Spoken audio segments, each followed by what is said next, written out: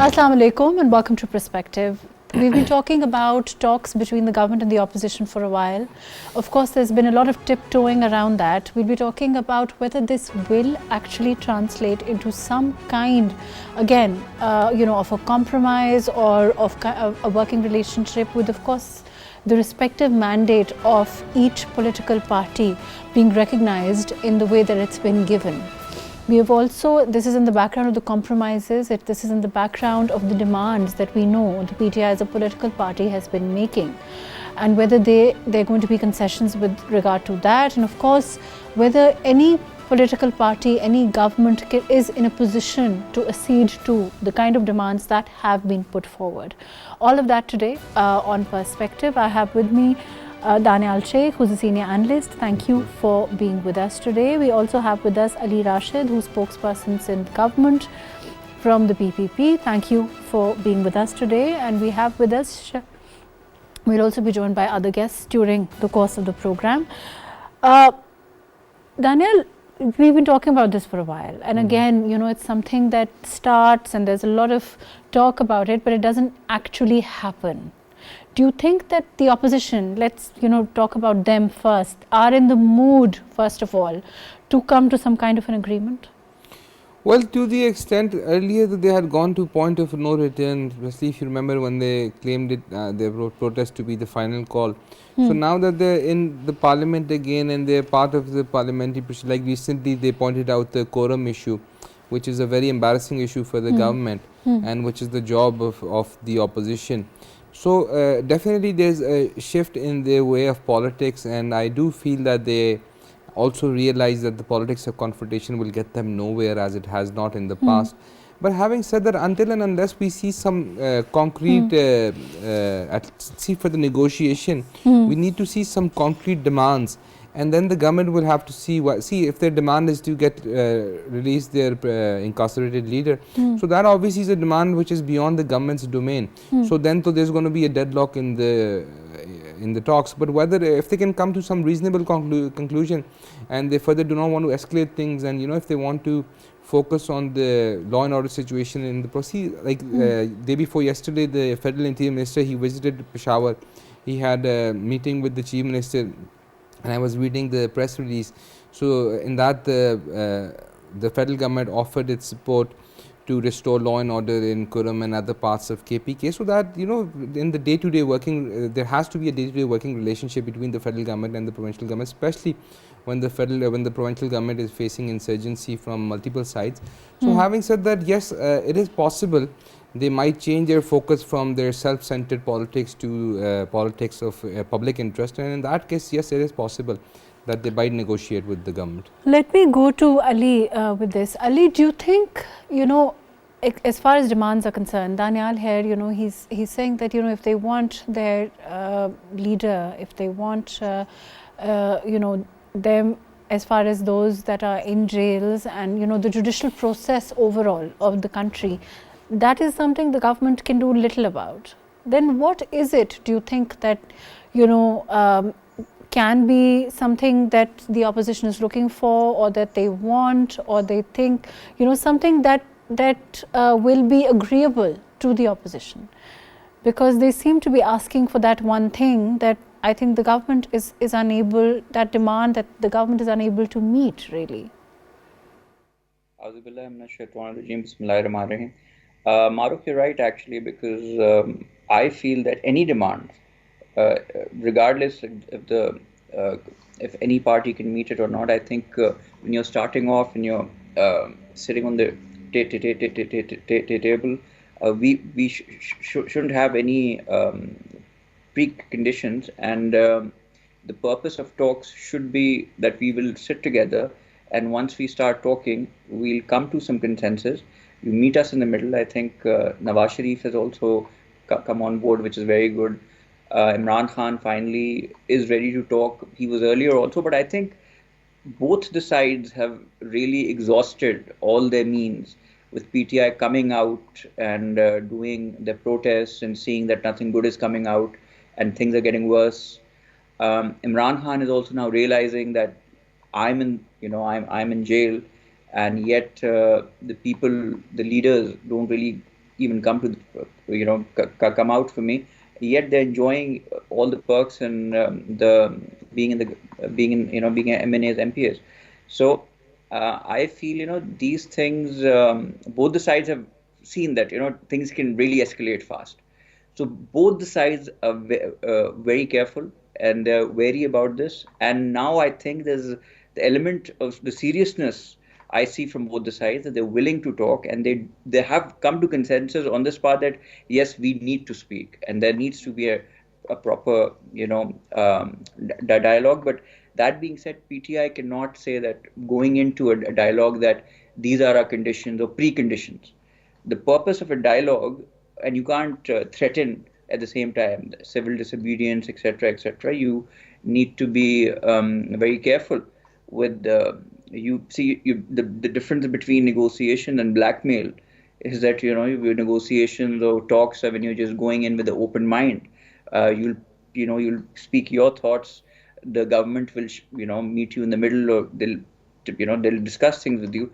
But if you keep threatening that either meet these demands or either these will be the consequences, then obviously things won't work out that way. But I feel things are looking a bit better, because I think both the sides have no other options after the after final call, etc. PTI doesn't have much to do now. This civil disobedience is something they've done earlier also. It's nothing new. It's not, people are not taking it seriously because it's tried and it's done in the past. Let me include Dr. Shezra Mansab from the PML-N. Dr. Shezra, we've talked about this before. We've had this conversation about how, whether there will be, some sort of an agreement between the government and the opposition. As far as Nawaz Sharif Saab is concerned, we know that he wants to rise above past disputes, past issues. His statesmanship warrants that he wants there to be in the national interest, for there to be some kind of reconciliation, in the interest of political stability. But do you think it's going to follow through? Because there is, of course, in the background, the demands and what the PTI is asking for is something that the PML-N can certainly not do. Correct me if I'm wrong. Thank you very much, Mahrukh. The thing is that with Mia Mohammed Nawaz Sharif, he's a statesman and he has a vision for the country and the future of the country. He has always, as we have seen in the past, he's the one who did the nuclear bombs when there was, everybody was saying, the US was saying, there was so much pressure that he should not do that. And yet he did it at that time for the good of the country. He's always had this vision for the future of Pakistan, for the future of the people of Pakistan, and that is how he thinks. And therefore, Mia Nawaz Sharif and his party have always, whether they were in the opposition or whether now we are in the government, we've always said that the way forward is talk. And we've also, the Prime Minister Shehbaz Sharif, on the floor of the House, has said that the way forward is talks, and he has offered that we are willing to talk on any subject at all. Unfortunately, with the PTI, there has never been willingness to talk to political forces. They've always very clearly stated that they don't want to talk to any political party.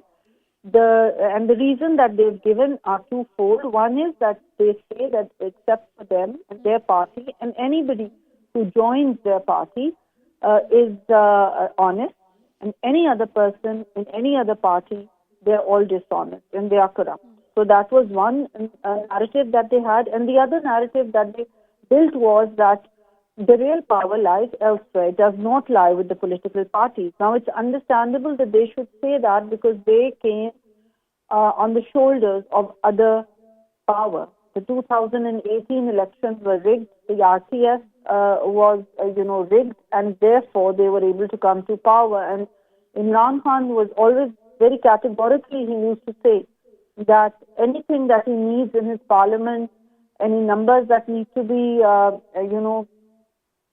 the bills that need to be passed or anything, he always relies on somebody else to do that. And keeping that in mind, he thinks that the power lies elsewhere.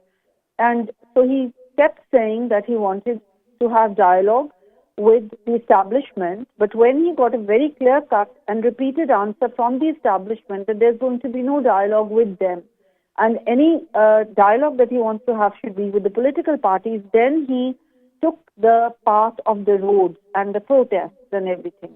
That has also, after numerous tries, that has also failed, because one, there was no leadership on ground to lead the people. Even the leadership that was available, we've seen 3 or 4 times it has happened that they've brought the crowds out from KP at least, not from any other province, and then they have just run away and left the crowds high and dry. The people, the workers, they were just left there without knowing what to do. So that also failed, and now people are not willing to come out for them. Unfortunately, there's a great trust deficit with the PTI. And even though now they have said that, yes, they're ready to talk, in the previous times we have seen that some committees that were made by PTI, they used to have talks with the other parties, and then when things were decided, discussed and decided, and they went back to their leader to tell him that this is what was decided, he would just refuse to accept the negotiations that the leaders had done. He said, no, that's not how it's done. So now the trust deficit is there, and therefore everybody is very Shezra, as far as as far as Nawaz Sharif Saab is concerned, he says that he wants to create a platform for reconciliation and political stability. Of course, like you said, that is certainly leadership, and it shows foresight. But is there a possibility of doing that, and what kind of a platform is he envisaging, and does he have and the committees that are going to be made to participate in that, do you think it's going to be able to have the kind of result that of course he wants, and of course the existence of such a platform and the promulgation of it? Mia Nawaz Sharif has the personality, the wherewithal, he has the vision, he has the experience. He knows, he's seen a lot of ups and downs, and so I think if he does take the reins in his own hands, he is going to first of all make sure that everybody is on board, all the parties, whether they are in the government or whether they're in the opposition, that they should be on board. He has very good personal relationships with the leaders of all the parties, and people trust him. Other parties and their leaders trust him. They trust that whatever Nawaz Sharif says is going to happen. It's going to be practically possible also. So if he does that, then he's going to, obviously, no decision in the PML-N is taken without the consent of the guide of PML-N. So the committees are going to be made according to his wishes. He's going to take everybody on board, and then he's going to chalk out a way forward that is that leads to somewhere that is good for the stability of the country. So I think if he does take these steps, there will be a way forward, and we can see light at the end of the tunnel. However, one very big problem in this might be, and we still, as I said, are very wary, is how PTI will react and whether they are going to be on board, whether their leader is going to be on board, whether the leader's vision is good for Pakistan, or if he's only asking for an NRO for himself. And once or if he gets that NRO, then he's going to go back to those policies of, which haven't been really that good for the state, as we've seen up till now. The steps that he's been taking, whether it was to write letters, make his ministers write letters to the IMF to not go ahead with the Pakistan program, whether to give dharnas when foreign delegates were coming during SCO summits and things like that.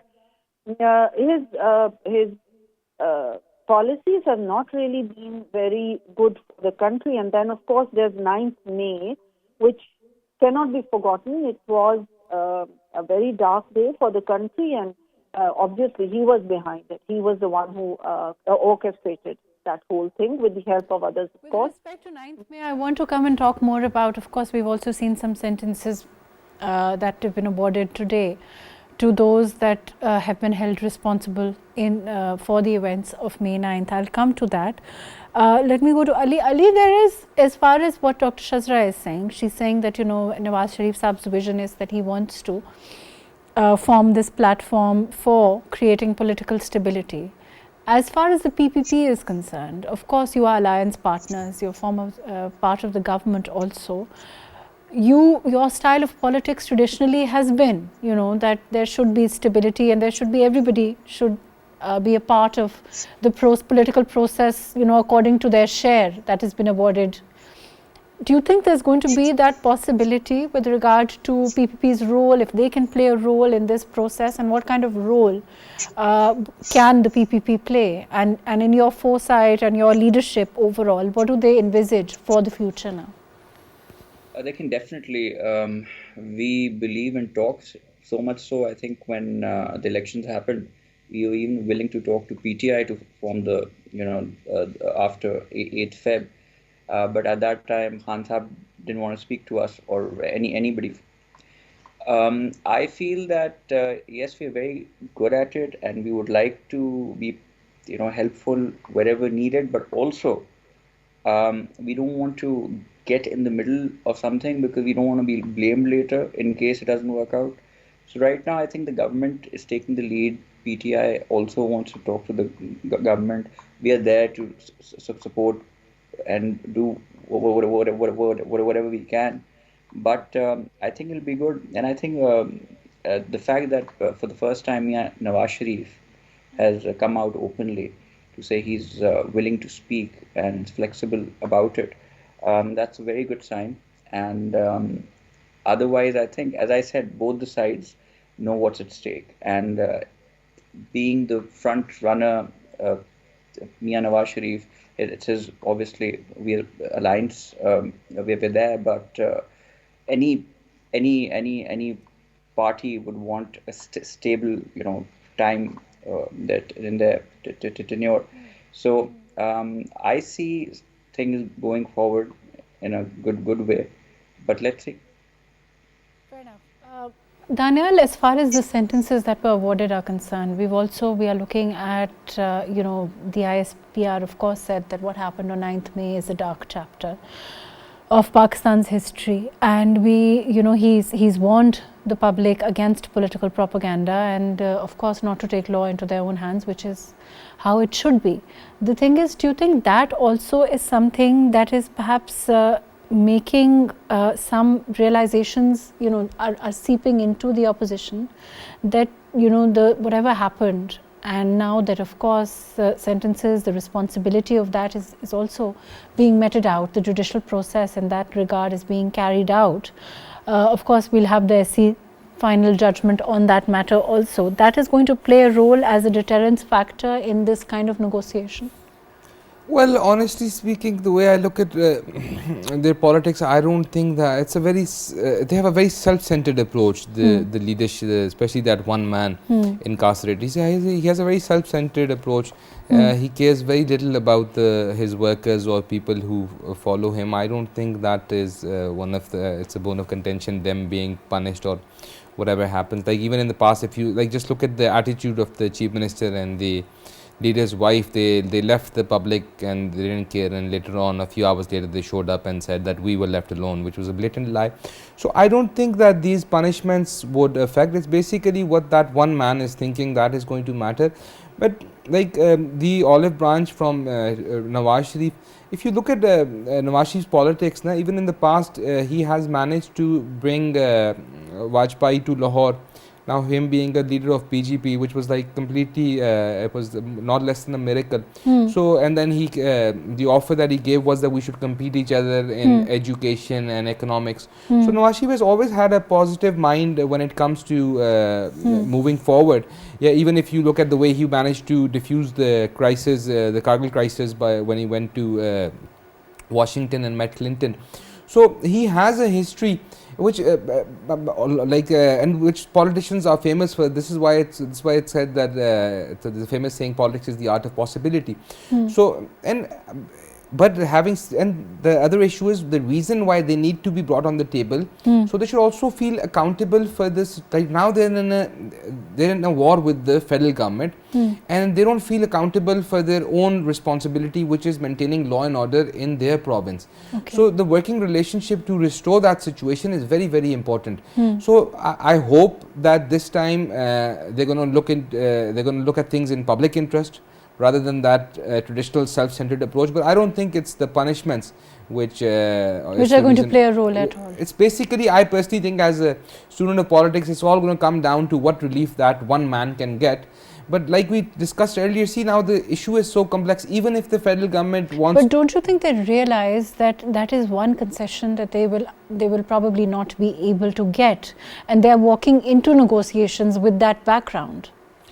well, yes, like I said earlier, they're facing a lot of criticism from their own home ground, especially in KPK, because of their horrible performance. So maybe that could be a reason that they're feeling, or the way the workers are losing interest, especially for this kind of politics. See, the masses are not so destructive as that one man is. But having said that, now I personally think it's going to come down to the fact that how will the federal government plan to give him some sort of a relief. It's all going to come down to the relief for that one man. Okay.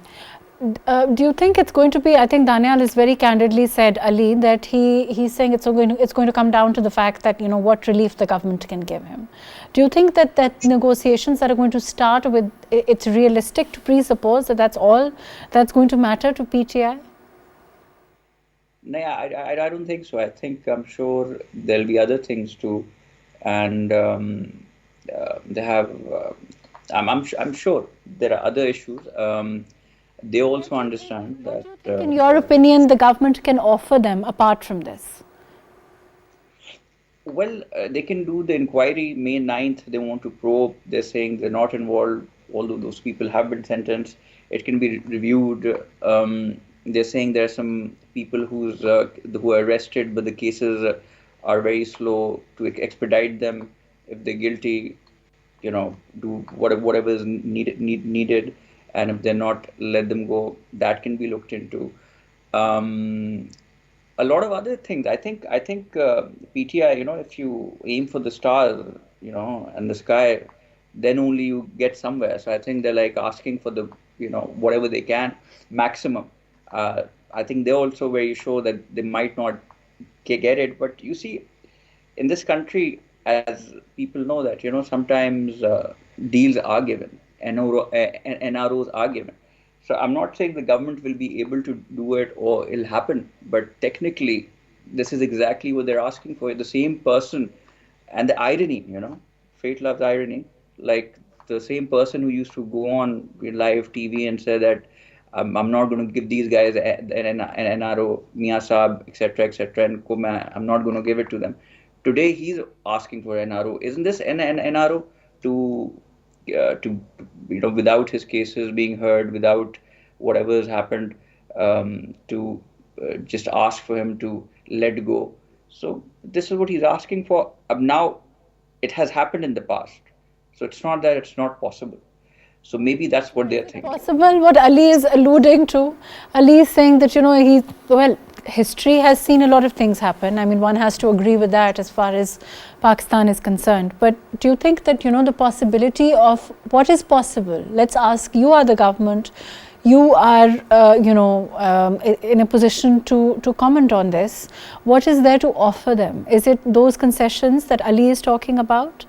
Or is it, expediting certain processes, making certain concessions, and the government being open to them? I do think that one of the reasons why they are now coming to the table and why they've said that they're ready to talk to the political parties is because they can see where the 9th May and its repercussions are leading them.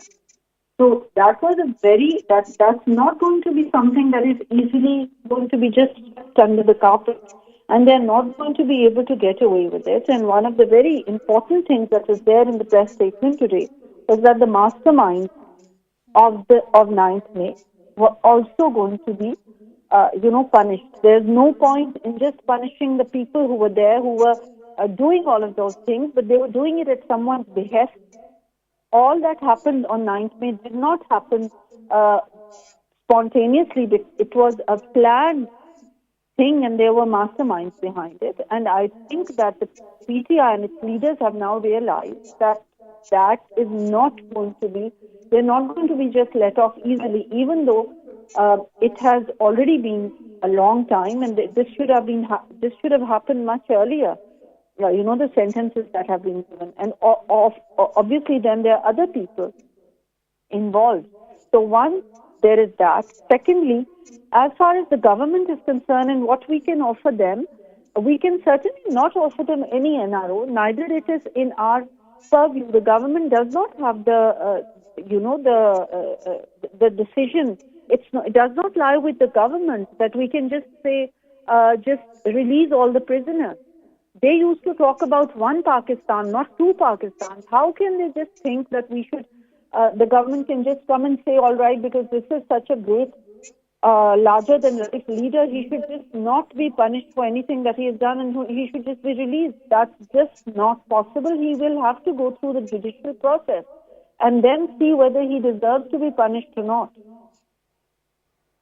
But Dr. Shezra, there's also issues like, for example, you know, delays that are invariably part of our legal system, hitches that are part of our legal system. And those, you know, of course, mean, and, you know, in the larger interest, judicial reform, which is something that was earlier talked you know, on even when the PTI was in government, but, you know, little happened. And perhaps now those things, this can lead to those kind of issues, you know, that can be beneficial for everyone, and they can lead to some, you know, long-term reform. That, and so that, you know, even those that suffer for example, the legal system every day, and, you know, we can reduce those issues. So those are some things that the government can sit and work with the opposition, no?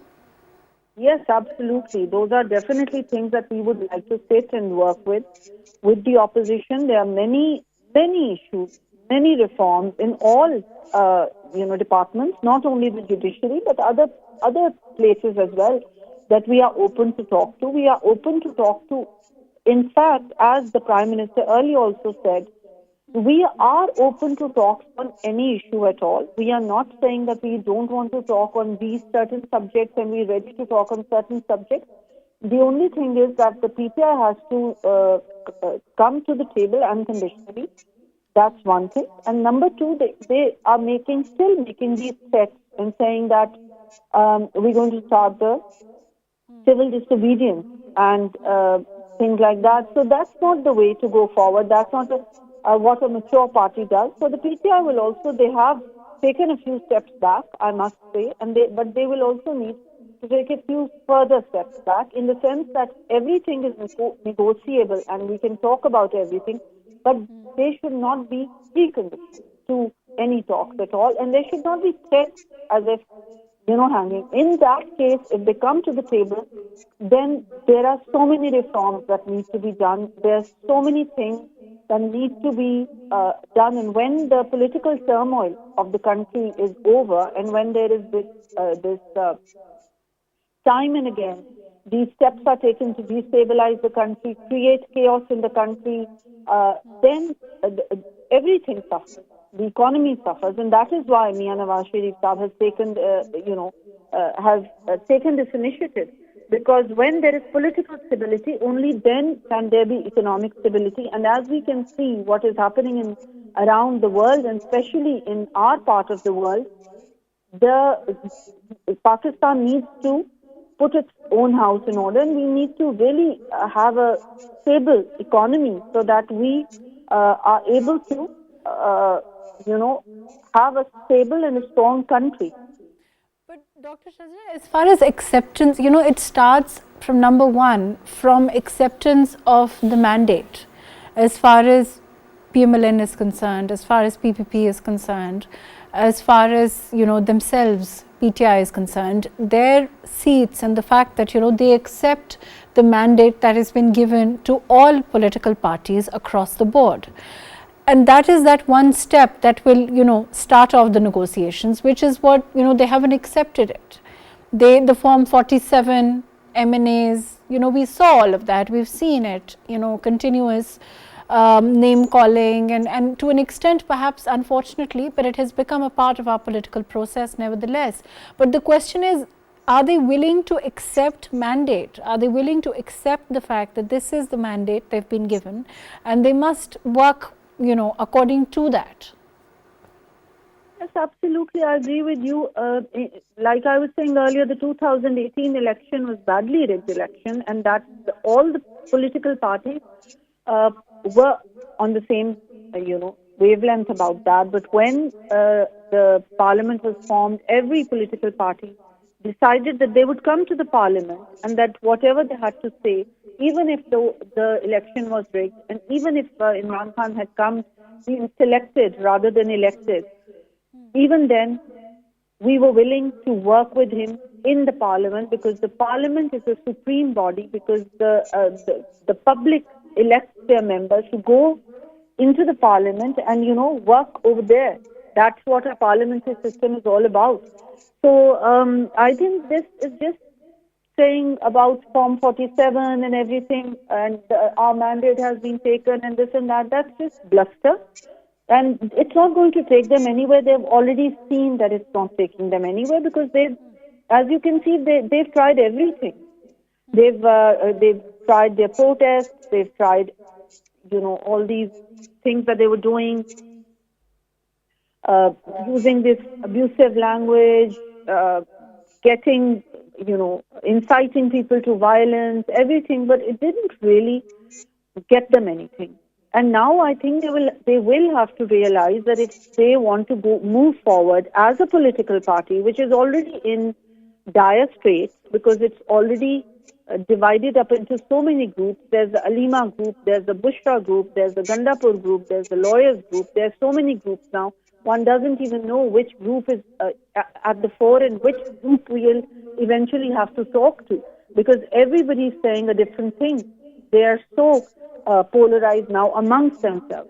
So they will have to realize that they have to accept the mandate of the people. They have to accept the mandate of the government. They have to come to the parliament, and only in the parliament will things move forward. Only when they come and have their say in the parliament and use that platform will things move forward. Right, let me go to Daniyal here. Daniyal, we saw what happened as far as, there were, among other things, there were 25 civilians sentenced to prison terms ranging from 2 to 10 years.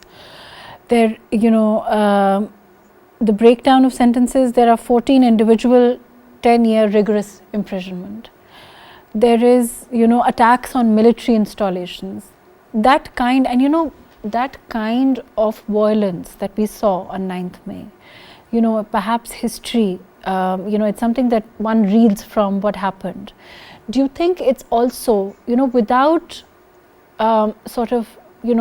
pinning responsibility, we all know what happened. Do you think it's also, there is a realization across the board, all political parties and particularly the opposition, that politics of that kind will have irrevocable consequences, not only for Pakistan, but the state of Pakistan. And that they have to rein in, they have to realize that politics has to be, about democracy. It has to be about agreeing to work together. It has to be, agreeing to their mandate and exercising their domain within that mandate when it comes from the people of Pakistan. Because every election that we've seen, unfortunately, in Pakistan has invariably been, that there have been allegations of rigging. So there's nothing new with that regard. And I think Dr. Shezra also mentioned with regard to 2018 elections, if we don't look too far back. Do you think there is that realization? That realization basically eventually always comes. Okay. Even to the extent that the Ferraris in Balochistan, at some point they realize they have to come back into mainstream and they let their arms down. See, it's impossible to indefinitely fight the state. So that eventually has to come in. With them, like Dr. Shezra just told us, there's so many factions within the party. Until and unless someone very responsible tells us what, and especially he or she gives information out of the horse's mouth, we won't be able to, I won't be able to comment whether it has reached that point or not, but eventually it has to reach that point. and I hope and pray it has reached that point, but right now it's very difficult to say. Like you were saying, we have to, basically in politics you have to agree to disagree, and this is the essence and beauty of politics.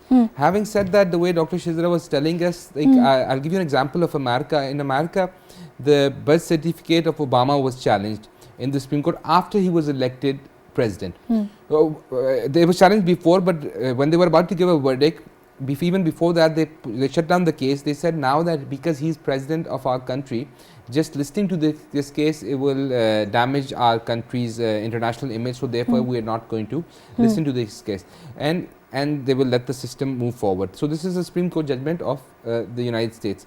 So considering America being one of the largest democracy, in democracy eventually you do have to sit down, you do have to negotiate, you have to.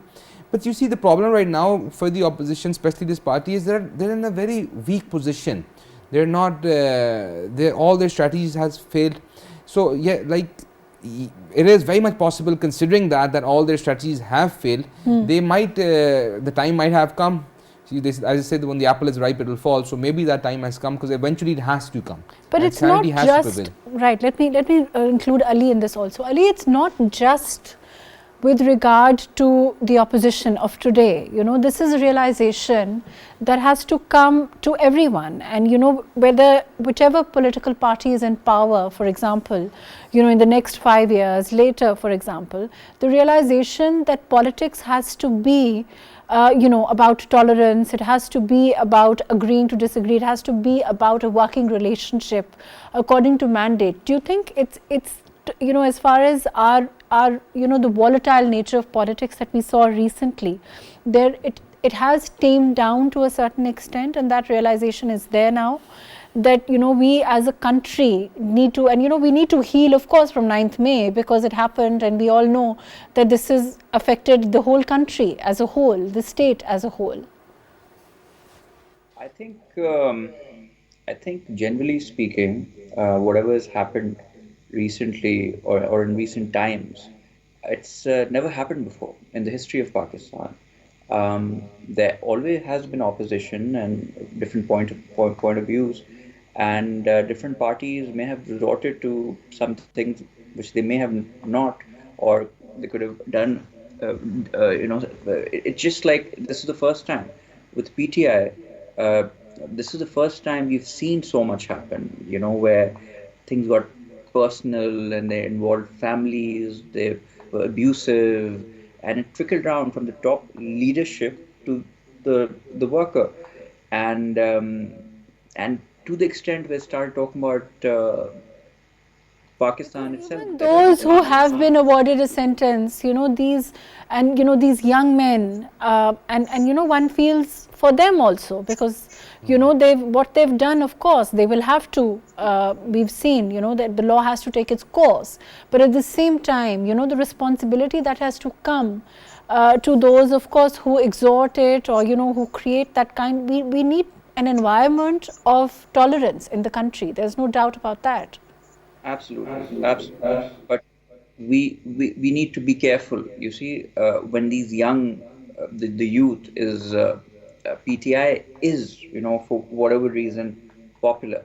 So when all these youngsters are looking up to you, then you have to set a good example. If you will be violent, if your leadership like Gandapur and all these other people will be abusive, they'll be aggressive, they'll be violent, what do you expect from the juniors and the younger workers who are obviously not politically mature or generally even mature, because they are very young people? So when you give statements like Khan nahi to Pakistan nahi, etc., so you're like burning all the bridges, and the kind of anti-state narrative you're building against the army, against the country itself, writing letters to IMF. So, you know, a lot of soul searching needs to be done, that how far have we come? Are we actually targeting a political party, or are we, because of our actions, are we just trying to harm the country? And I feel that realization has come, that we can't continue like this, and all the stakeholders are now willing to sit down and speak, and I feel it's a good sign. And I think it's because end of the day we all will be losers if we don't sort this out. Because the ruling party obviously wants a stable government, a good environment. But at the same time, yeah, sure. We're running out of time. I just want to go to Dr. Shezra for the last question. Dr. Shezra, there is, of course, a committee, I believe, that is expected to include senior government leaders and allies, and that's likely to be announced, anytime soon. Do you know, I mean, is it going to be what kind of a constitution this committee will have? How many members? Any details? And there are no details available as yet because this is still the early stages, and they're still the PTI still have to decide whether they're going to continue with this threat and all of this. So we're still working on these things.